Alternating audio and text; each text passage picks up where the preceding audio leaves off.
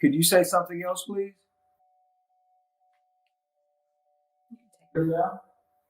I'll just take out one. Can you hear me now? That's better.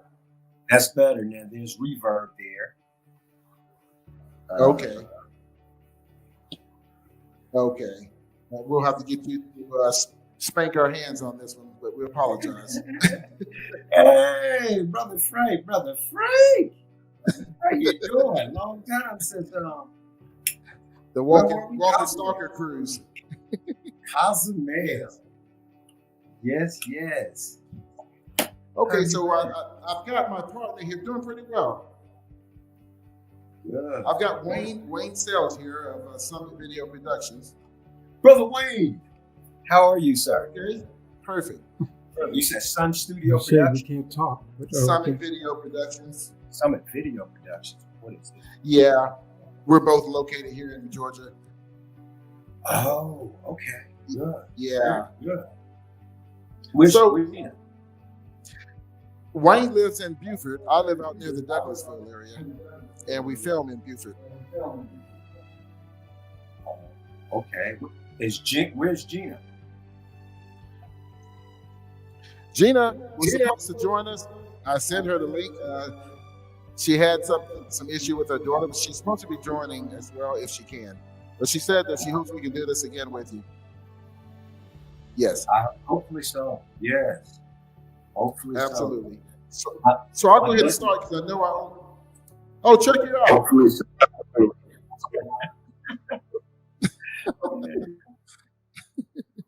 I told Wayne, I said, I hope Merle didn't get him. What did you say? Merle. Iron knows the scene I'm talking about. Oh my gosh, but we were mad on that one on the roof. But anyway. You I love my You're right, you didn't write that. Yeah, man. Interesting on the rooftop. Yes, it was. So we're live here. We've got Robert IronE Singleton. He's an American actor. He's best known for portraying Alton in The Blindside and for starring as Theodore T. Dog Douglas in the AMC series The Walking Dead. Since leaving the cast of The Walking Dead, he's continued to be involved in fan events and conventions, as well as developing his own one-man show, Blindsided by The Walking Dead. Singleton was born and raised in Atlanta, Georgia. He graduated from the University of Georgia, where he majored in speech communication and theater. He played defensive back for the Georgia Bulldogs for 2 years, then eventually switched to running back. Did I miss anything there, sir? That was beautiful, Brother Frank. The only thing was the birth date, and I generally don't put that out there because I grew up in a Jehovah's Witness household, and so I don't really share my birthday. Yes, We're with Petey. I think they got that birthday November 30th. Yes, they did. I'm a Capricorn. Okay. Well, we'll say it was January the 1st, 1897. How about that? That was it. I'm 30 for my year, 75. And you look good for your age. Thank you. You too, for sure. I mean, I think we're in the same. Yes, sir. Thank you, sir. Yeah. We're in the same 80s, 90s group. We that grew can up now in look at society and say, wow, things have changed. Yes. We came up in the Freaknik era. Yeah. You did. I remember that. Oh my goodness, boy, that's a totally different story. It is. I said that because something came across my Instagram right before this interview started. It was Killer Mike, and he was talking about it. But they have a movie coming out about it, and also because tonight on BET Plus you will see me as mayor. Harvey. Oh, perfect. Revolves around an incident. It revolves around Freaknik and some other stuff. It kind of like that.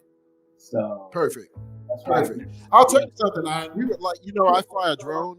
Wayne is a very good videographer as well. We like to collaborate with you on some local stuff here at some point. Whenever you have time, if you want to do it, we volunteer our time to help out with the filming or whatever to try to reach some of this youth. This was one of the reasons why we wanted to do this was to try and reach out to the youth.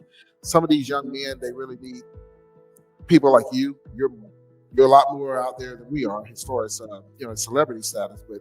I just feel like I want to give back. At my age, I want to try to give back and do something to someone that's not my own kid. Maybe someone that you would not push yourself to help under normal circumstances. You know what I mean? So, sure. and I know I've done my research on you. I know that's where you align yourself with as well.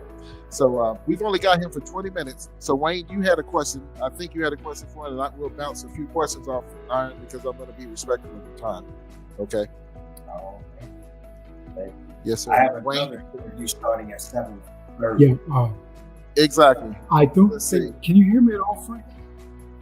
I can hear you. I don't know if Iron can. Okay. I can hear you.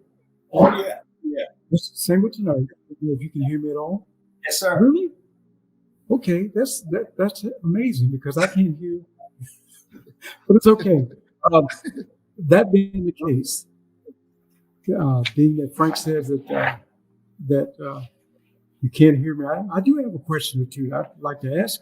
I have to get him to kind of intercede because of the flaw that we're having right now. Being that we're both involved in, or we're amateur filmmakers and such, just curious about your experiences in the industry, and being involved in it. What is the biggest thing that you learned about being in the film business? I mean, that maybe you didn't know before or didn't expect. Was there anything that kind of stands out as far as to coming into it and becoming the star that you are and so on? And did that change you in the way you approach it, I guess? I know it's a crazy question, but just the idea. No, that's a good question to have. I think the first answer that popped into my head was the money. It certainly doesn't pay what you think it would pay. A lot of people think that once you get that big break, then you're automatically rich. But that's not the case in this industry, which is why I'm glad. Exactly. Yeah, I'm glad that was my motivation. My motivation was to, like you touched on earlier, Frank, was to have a positive impact in this world, to leave the world better than I found it. So that was my motivation. That was my inspiration. I felt like, God and I kind of collaborated on that. It was a mutual decision that I become an actor. And then when I got into the business, I was like, okay, well, a lot of people get into this thing because they think that they will get rich overnight or whatever. And that's just not the case. So hopefully you're passionate about it into this industry. And you're right about that. That's a very good question. Great question. Mm-hmm. It's constant hustle. Indeed. I wish I could have heard all the answers due to the technology and mics and so on. Hopefully we can get this worked out later. So I'm doing everything approximately right now. But hopefully you'll be able to hear later on. I did have one more question I wanted to ask. And, yes, sir. Help me out, Frank, because I can't hear. Okay, that's okay. So I was gonna ask, what inspired you to get into acting? We got 10 minutes, guys. Just keeping that. I think again, I'll go back to just when I feel like I want to get on a metaphysical level. Mm-hmm. When I was born, I just feel like before I came into this world, there was a collaboration between me, my spirit, and God, saying, when you come back to this earth, this is what you're going to do with your life. The vehicle of acting, first it'll start as football, and then it'll transfer over into acting, and it will serve as your vehicle to change the world because the platform will be large enough so that you can do that. That's on a metaphysical level. When I was in high school, I had an interest in kind of performing. So I danced at local high school talent shows. I, at playing football, you're performing out there on the field. I played basketball, baseball. I was on the swim team, so I was an athlete. So I was used to being in front of a crowd, in front of an audience. I loved the joy that I saw in the people's faces when I was performing. And I just loved the excitement of it all. So I just continued with it. And I was like, you know what? I want to be an actor. So that was during high school. And I'll sum it up by saying this. When I was in the 11th grade, my English teacher, she wanted me to speak at an oratorical event. And it was called the I Have a Dream oratorical contest, based on the life of Dr. King, and we were actually, commemorating the life of Dr. King. And I did the oratorical contest, and in it, I won second place at that thing. It was a citywide contest. And in it, I said that my dream is to be an acclaimed actor on the big screen where I can, influence millions of lives.